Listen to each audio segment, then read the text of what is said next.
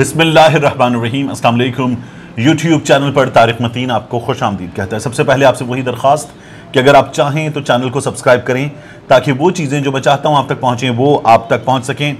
इस वक्त drawing room की सियासत हो रही है। फजलुर रहमान साहब के ड्राइंग रूम में, जरदारी साहब के ड्राइंग रूम में, शहबाज शरीफ साहब के ड्राइंग रूम में मुलाकातें हो रही हैं। घर से बाहर आते हैं और उसके बाद ड्राइंग रूम से बाहर आने वाले मुलाकात करते हैं, बात करते हैं। एक ड्राइंग रूम में दो लोग मिलकर बैठते और उसके बाद लंदन फोन करते हैं और फिर उस गुफ्तगू को आगे बढ़ाते हैं।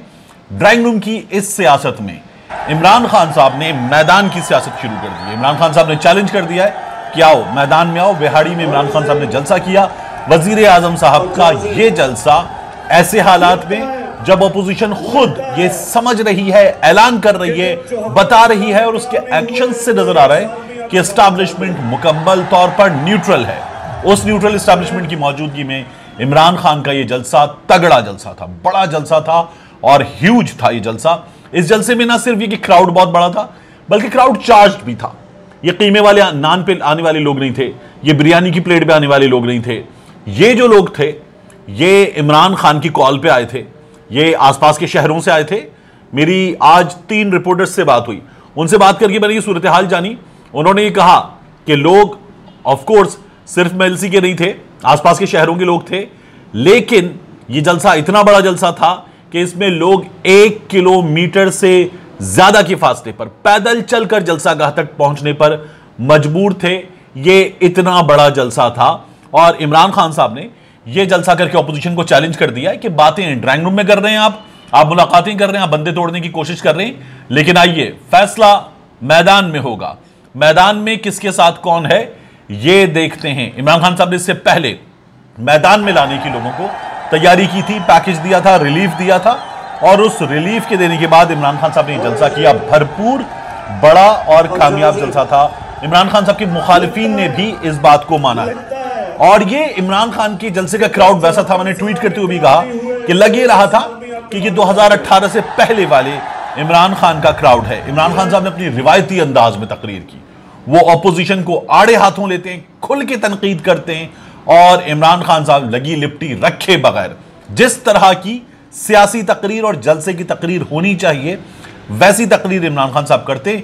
जलसे की तकरीर में होता यह कि एक लाइसेंस होता है कि आप जलसे में बात कर रहे हैं तो जो चाहे कह देते। भुट्टो साहब ने हमारे यहां लोगों को हरामखोर तक कहा है।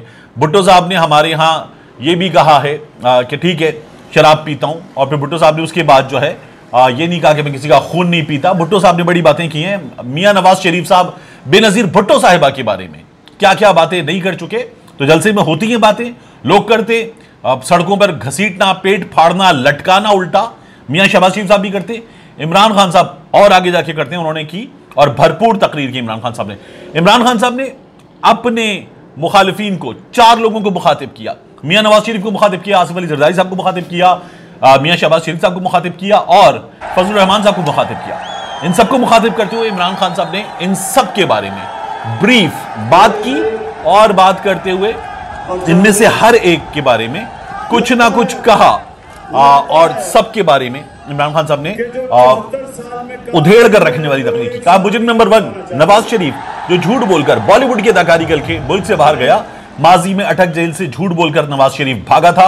मुल्क का 3 मरतबा का वजीर आजम और उसके बच्चे अरबों रुपए के महल में रहते हैं। जब पूछते हैं कि पैसा कहां से आया तो कहते हैं हम तो मुल्क से बाहर रहते हैं, ये लोग सिर्फ मुल्क को लूटने आते हैं और फिर चले जाते हैं।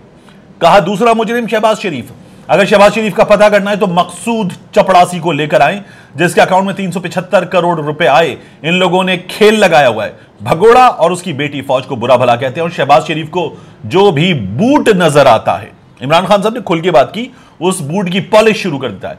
शहबाज शरीफ डरा हुआ है कि उसे जेल जाना ही है, इसीलिए जल्दी जल्दी अदम एतमाद में लगा हुआ है।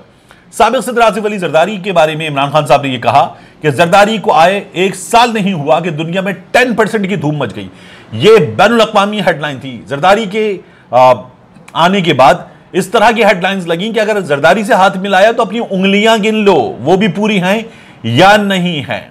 फिर इमरान खान साहब ने कहा कि जरदारी के बारे में किताबें और मज़ामीन उनकी चोरी का जिक्र हुआ, फिल्में बनी, हुदैबिया पेपर मिल्स का मुकदमा जरदारी ने बनाया, जरदारी ने सरी महल बेचकर पैसा पाकिस्तान भिजवाया, परवेज मुशर्रफ ने NRO दिया, जरदारी ने वो पैसा भी हजम कर लिया। फजलुर रहमान साहब को इमरान खान साहब ने कहा फजलू, और फजलू कहते हुए कहा चौथे नंबर पर फजलू है। उसे कभी मौलाना नहीं कहूंगा, मौलाना पढ़े लिखे लोग होते हैं। फजलुर रहमान डीजल परमिट बेचकर पैसे बनाता है, ये नून लीग की ख्वाजा आसिफ की कही हुई बात है, उनका लगाया हुआ इल्जाम है जिनसे वो अब बगलगीर है। कहा फजलू बताओ इन डाकुओं के होते हुए यहूदियों को साजिश करने की क्या जरूरत है। फजलू आपकी और मेरी उम्र एक है, हमें सोचना चाहिए ऊपर वाला कब बुलावा दे दे। फजलू आपका वजन भी जरा ज्यादा है, आपको खौफे खुदा नहीं है, आप मदरसे के बच्चों को सियासत चमकाने और ब्लैकमेल करने के लिए इस्तेमाल करते हैं। ये चार लोग मिलकर अदम एतमाद कर रहे हैं। इमरान खान साहब ने कहा कि ये चोरों का टोला 35 साल से कौम को नुकसान पहुंचा रहा है। हम बर्रे सगीर में सबसे आगे थे, जब चोरों का टोला मुल्क पर मुसल्लत हुआ तो हम सबसे पीछे रह गए। इमरान खान साहब ने सिर्फ इनकी बात नहीं की, इमरान खान साहब के बारे में इस वक्त ये बात साफ है कि इंटरनेशनल एस्टैब्लिशमेंट इमरान खान के पीछे है। इमरान खान ने यूरोपीय सुफरा से बात करते हुए कहा, ये जब इन्होंने खत लिखा था, इमरान खान ने कहा जो खत आपने हमें लिखा है क्या वो आप भारत को भी लिख सकते? लिखा है भारत को। माजी में नेटो का साथ देने से पाकिस्तान को क्या मिला? 80,000 लोगों की जानें गई, मुल्क को 100 अरब से ज्यादा का नुकसान हुआ। वजीर आज़म ने कहा क्या यूरोपीय सफीरों ने हमारा शुक्रिया अदा किया? अफगान जंग में जब हम आपके साथ खड़े हुए थे, क्या आपने हमारा शुक्रिया अदा किया? बल्कि आपने तो हमें अपनी नाकामी का जिम्मेदार ठहराया। इमरान खान ने कहा कि जब भारत ने कश्मीर में आलमी कवानीन की खिलाफ वर्जी की तो क्या आपने भारत से राब्ता तोड़ा, तिजारत बंद की, भारत पर तनकीद की? हम आपके गुलाम हैं, जो आप कहेंगे वो हम कर लेंगे। और इमरान खान की ये बात क्राउड को सबसे ज्यादा चार्ज कर गई। इमरान खान ने दिखाया कि लोगों की नब्ज पर हाथ रखकर कैसे बात की जाती है। और इमरान खान साहब ने क्लियर कहा पाकिस्तान पर ड्रोन हमले की अगर कोशिश की गई तो वो एयरफोर्स से कहेंगे कि ड्रोन को मार गिराएं। वो कहते हैं कि ये दोनों डाकू आसिफ अली जरदारी और नवाज शरीफ की बात करते हुए इसलिए नहीं बोल रहे थे क्योंकि इन चोरों को बैरून मुल्क में मौजूद अपने पैसे की फिक्र थी। माजी में पैसे के बुत की पूजा करने वाले चुप रहे और हमारे बेकसूर लोग ड्रोन हमलों में मरते रहे। अगर किसी ने पाकिस्तान पर ड्रोन हमला किया तो अपनी एयरफोर्स से कहूंगा गिरा दो इस ड्रोन को।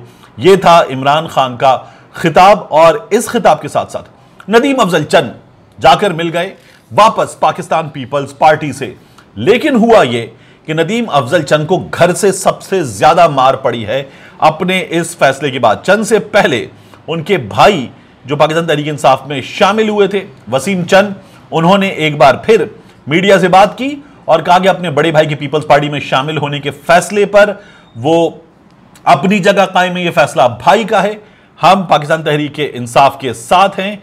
उन्होंने कहा कि गलत फैसला किया भाई ने और कुछ मजबूरियों की वजह से उन्होंने ये फैसला किया था।